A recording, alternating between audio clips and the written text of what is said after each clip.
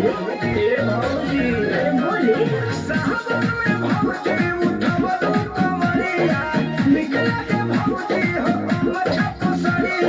भोले बाबा पे ध्यान धइले बानी, सोला सिंगारे से कइले बानी।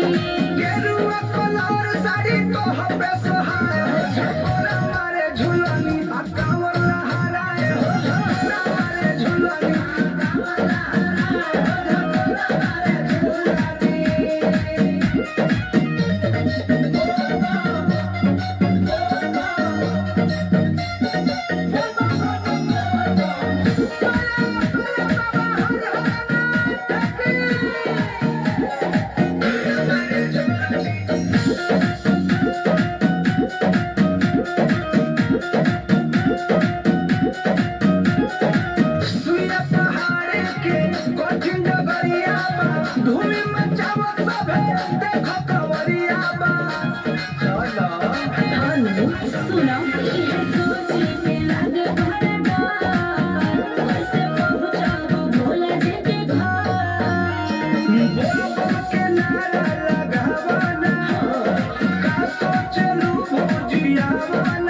कुछ ना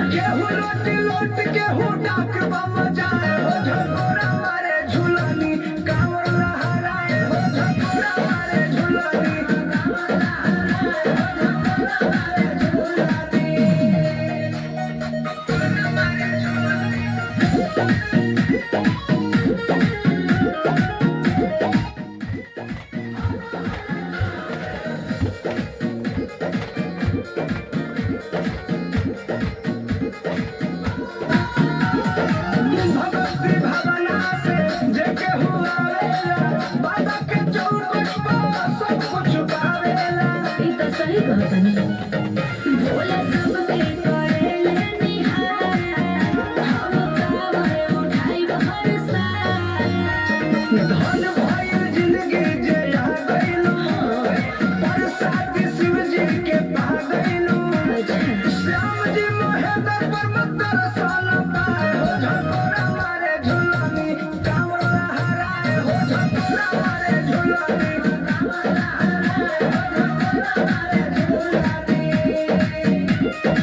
हाँ जी ठीक है कहा तनी।